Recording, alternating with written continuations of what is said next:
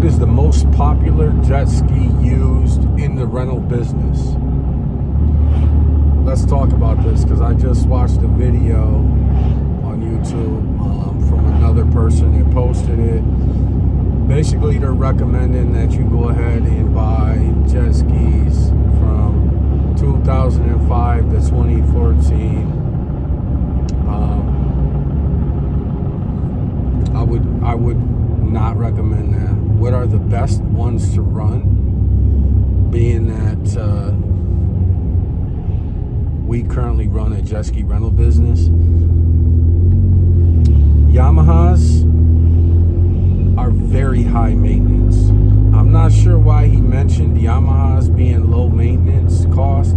I think because he's renting jet skis, or his rental business is primarily based off of, you know, a couple jet skis that are older. So those need, obviously, depending if it's 2-stroke, 4-stroke, obviously the older engines are going to be a little bit maybe easier to deal with, I guess, because maybe there's not as many electronics. I'm not sure. But if it's carbureted, stay away from it. Don't touch it. Fuel injected, that's what you're looking for. Now, I know other jet ski rental businesses in our state of New York.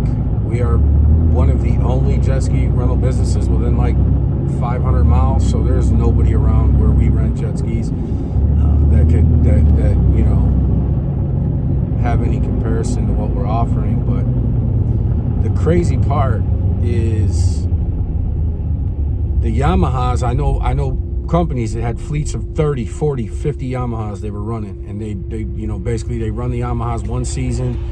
They run, you know, whatever machines they have for one season. Once they get 200 hours, they, you know, they basically flip them. They get sold to other smaller businesses or sold to consumers. And there's more maintenance. Now, these machines are obviously newer machines, 2017 and up. The Yamaha has the most issues. These companies have left Yamaha entirely to go to Sea-Doo GTI 130s, okay? Now, in this video, they said Sea-Doo GTI. I'm not sure about this, you know, what version they're referring to and all that nonsense. But I can tell you the Sea-Doo GTI 130 is built for rentals. And let's talk about it. The Sea-Doo GTI 130 is specifically designed from the 170 horsepower engine. So this engine is capable of 170 horsepower by default. But because it is a rental machine, the GTI 130s are set down. So they are reduced. So that's why, like, if you go to other places where you rent jet skis, you could potentially see jet skis where you can only go 40 miles an hour, or they don't have the sport mode enabled, so you don't get that quick acceleration. The best part about the Sea-Doo GTI 130 is because it's already reduced. It goes 55 with 130 horsepower. So I've had people that went to Miami. I've had people that went to California. I've had people that have been in Georgia. They've been in East Coast, West Coast, different rentals all over the U.S. And when they come to ours, the first thing that they say is, "Wow, these are full speed," and they're not even full speed. If we enhance them to 150 or 170, it's going to be even more power, more speed. We don't need to, because they are equipped very well at 130, 55 miles an hour is a great speed. These machines, again, 2015, 2017 and up, really have no maintenance besides gas. Every 50 hours, we run oil changes, we run new plugs, and we run filters. To change the oil, filters, and plugs,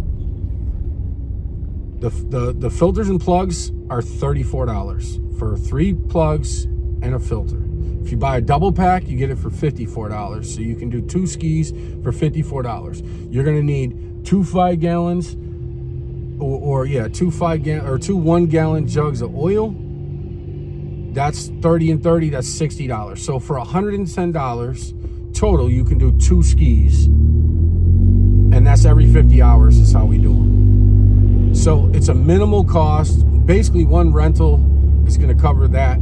Just buy it ahead of time. And then when it hits 50, a lot of people do 100 hours. We do 50.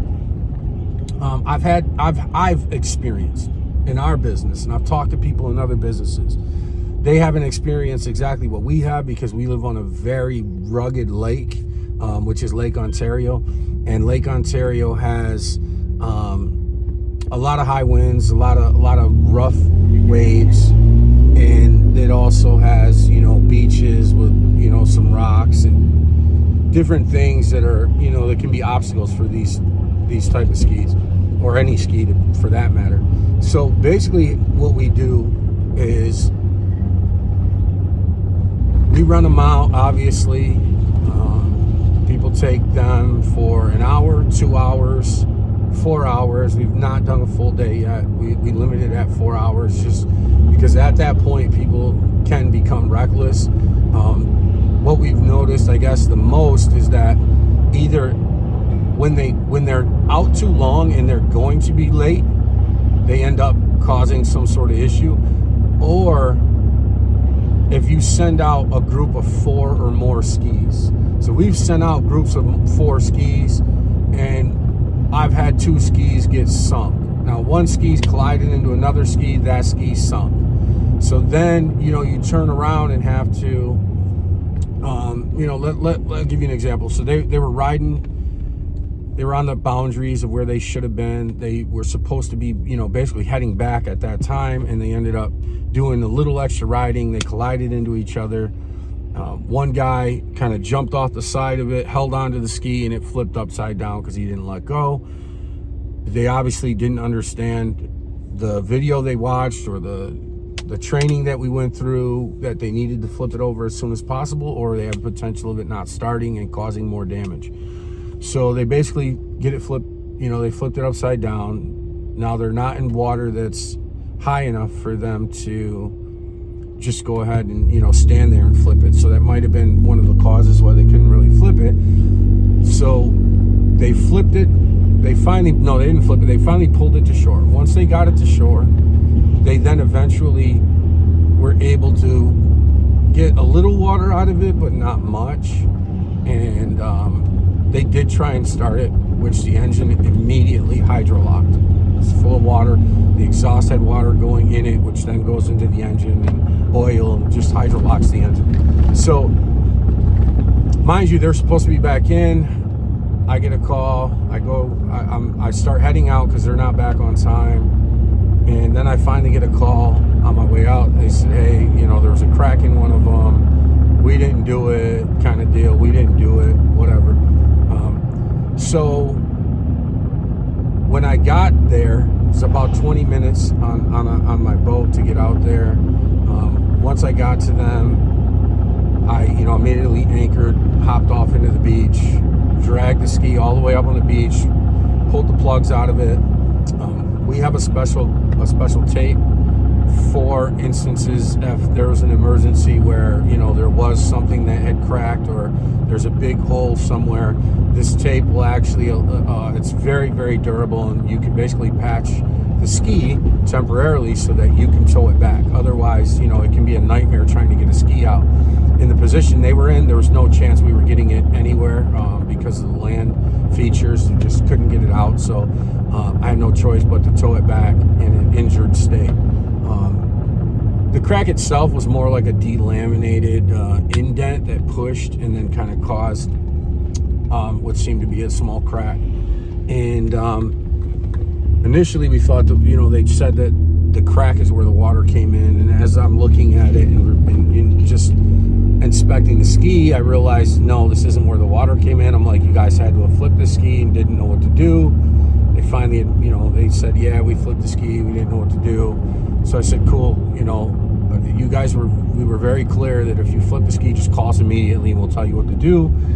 That didn't happen. They kind of took it in their own hands. So basically, I patched it real quick. I pulled the plugs. I had it all the way on sand with a couple guys. everything, all the water came out of it, did not start it. I immediately hooked it up to the boat and we were going to tow it back. Now, mind you, they had 4 skis out during this incident. One of them got off one of the other skis, set the key on another ski. Another guy that was on that ski was still driving around while his buddies were dragging, you know, a sinking ski up the shore, and he loses the other key. Now, don't ever not bring your keys with you if you have to go out to an incident. Always bring your keys. I did not bring my other sets of keys or my master key for all the machines. I wasn't thinking because I was just trying to, you know, get to the machines to get them back. I didn't even know anything was wrong. So we ended up having to tow one back with the boat, and I had to have them tow another one back at 4 miles an hour with the ski. Obviously, you have to go extremely slow towing a ski because you're going to force water in the exhaust and different things. It's just not good for the ski to tow them fast. So I get the ski back. I immediately grab my trailer. I throw it on the trailer. And I actually, no, I take that back. I did not bring it on the trailer. I brought it back to the dock slip, made sure there was no water back in it from towing. I then pulled the plugs immediately because if there's water in the engine, or you suspect there's water in the engine, you need to take the seat off, pull the plugs, pull the coils, and turn the engine over. Make sure the plugs are out, turn the engine over. That engine turned over, and I have a video that I'll add the clip in the middle of this video, but I have the clip. When I turned that motor over, it shot at least 30 feet in the air. It was literally pure full of water in there. So I immediately dropped, I have Royal Purple I use a lot, so I dropped some Royal Purple in the cylinders where the spark plugs go, just a little bit, immediately. I then turned it over a few more times, and this occasion I kept, you know, I put the plugs back on. I tried to start it. It wouldn't start. It would hydrolock again. So then I pull them out again. I did that about 3 or 4 times, not realizing that I first should have just changed the oil out, because there was so much water that got into this jet ski that you know, every time you go to prime it or start it, it's gonna put oil back into the block. So that oil's got so much water mix in it that it wasn't even valuable enough to it wasn't like viable oil. Like, you couldn't do anything with it. It was complete junk. So every time I tried to start it, it would just put oil back or water back in the cylinder, and it would hydrolock again. And so finally I did 2 oil changes, and then put the plugs back in. I did not attempt to replace the plugs because until all the oil is clean, it is completely useless. So make sure the oil is clean and there's no more water coming out of the cylinders. So I did 2 oil changes, put the plugs back in after I dried them off, and the machine did start up. Now, when that machine started up, I allowed it to run for about 5 minutes. Once it ran for about 5 minutes, that's what we would consider a boil out, okay? And when we're trying to do a boil out, is we're trying to heat up the oil so much that it actually allows the water to evaporate a little bit. At a dealer in my area, it's about $650. So because we're a rental business and we need to know how to do these things, like you could get one that turns over every day that rents. You know, you don't want to have to be paying $650 constantly. So if you get used to doing it yourself and you do it the right way, you can save the engine in the machine. But do not wait overnight. Do it the moment you get it back, or the quickest possible time you can do it. So after the 2 oil changes, we went ahead and did 2 more oil changes, and finally the water was completely out of it. Once we did that 4th oil change, we did put new plugs in and a new filter, ran the machine at the dock for about 40 minutes.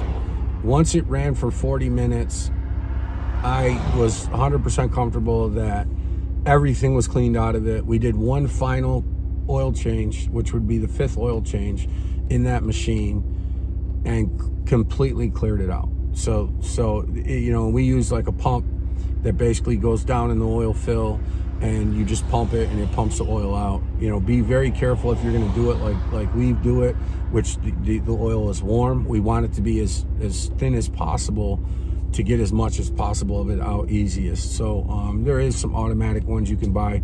We get them at Harbor Freight. They're about $7, and it takes about maybe 20 hand pumps and all the oils out of that little engine. It's, you know, 2.5 quarts or something like that. So then what we do, obviously, is we'll take it out and run it for about another 40 minutes under load, and just make sure, you know, there's no engine lights, there's nothing overheating, nothing's happening, everything's working as it should be. You can take the connectors and, you know, clean each connector, just make sure they're dried out, or they have the, you know, there's no water getting in the connector, because you could have some potential issues there. But the skis are made to be able to endure water coming in and you being able to clean them out. That is the Sea-Doo GTI 130s. That has happened on multiple occasions for us, and these skis still run at full performance without an issue. The only time we had an issue was another instance. We went ahead and had 4 skis out again at the same time with just one group, and that group had just went too close to shore. Again, just not listening to the video and not understanding when we say you can't beach them. You know, you need to be waist high at all times. So they take it up on shore, and somebody starts it on shore. It sucks up a few rocks. They then try and drive off into the lake, and as they're trying to drive off into the lake, they're only going 4 miles an hour because there obviously is rocks stuck in the impeller. So they call and they say, hey, the machine's only going 4 miles an hour. My instinct is there's either water in the machine because it flipped, or there's a rope or something on the impeller, rocks, something like that. So I tell them, all right, look, just attach the machine to one of the other ones, and your time is basically up in 5 or 10 minutes. Well, it was up like 10 minutes before then, but they do get a leeway of 15 minutes. So I said, all right, just start coming back in and tow that one in under 5 miles an hour, and, you know, I'll deal with it.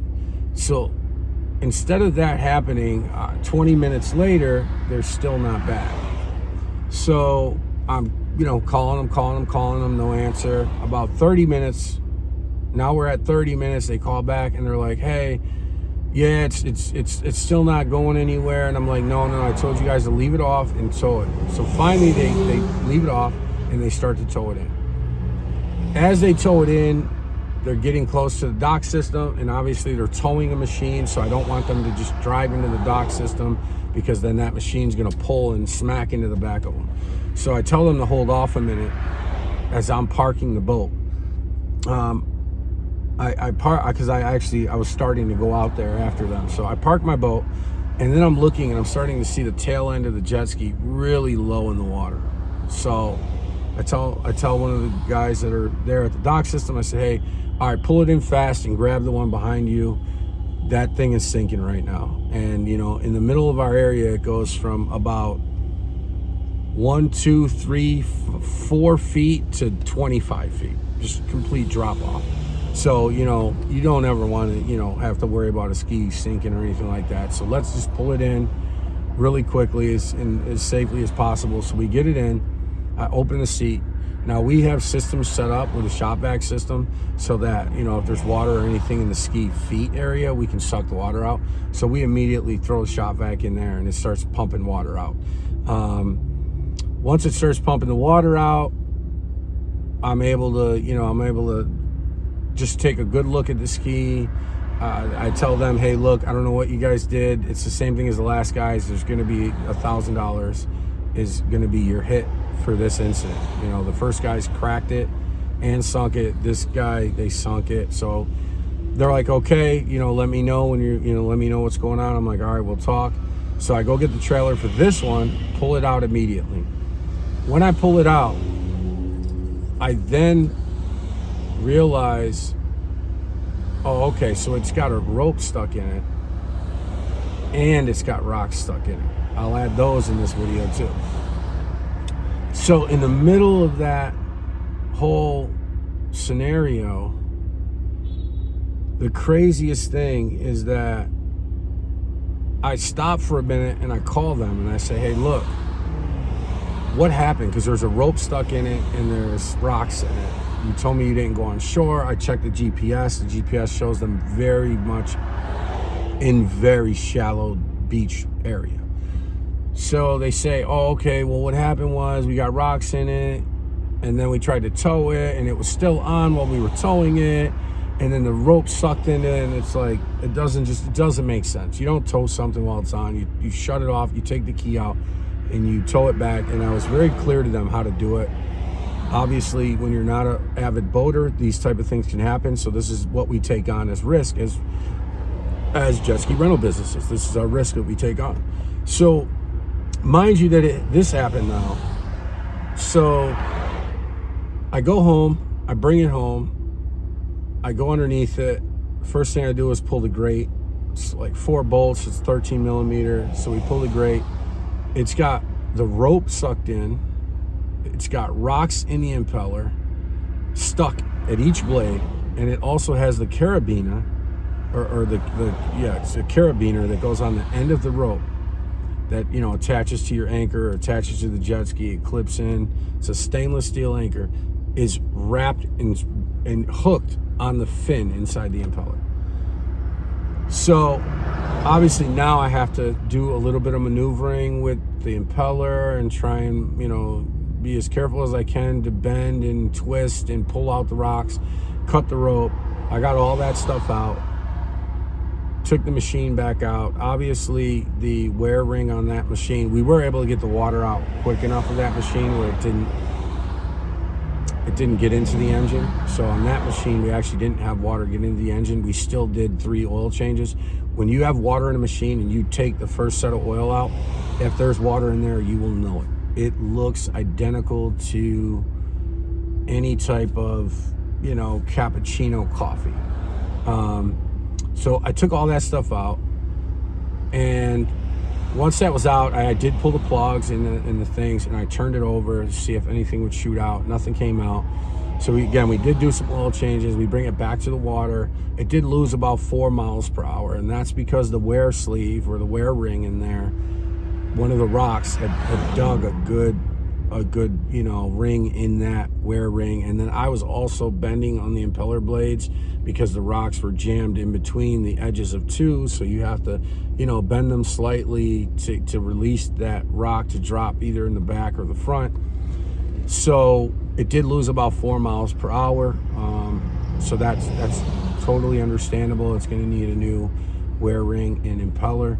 But those are things that happen with these skis. And like I said, it only lost maybe 3 to 4 miles per hour.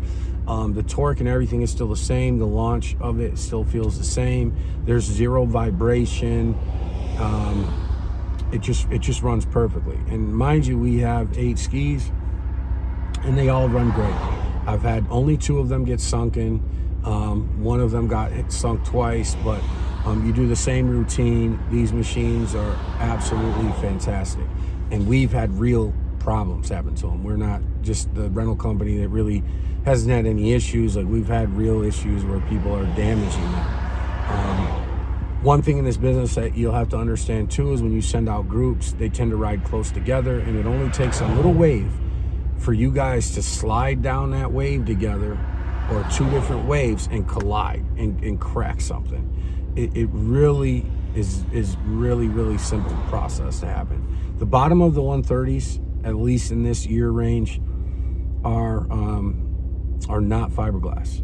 They are, I can't think of it right now, but they are a polymer plastic type of thing, and those machines are made where you can actually just drop the whole bottom of it and replace it. I think they're about $700 to get a whole new bottom. Obviously, you got to take everything off and reattach it and stuff like that. But they are made to be rental friendly, right? So if somebody just cracked the bottom of the thing and it's just totally wrecked, you can't repair it, then you can just replace it at an affordable cost. So it's been very interesting.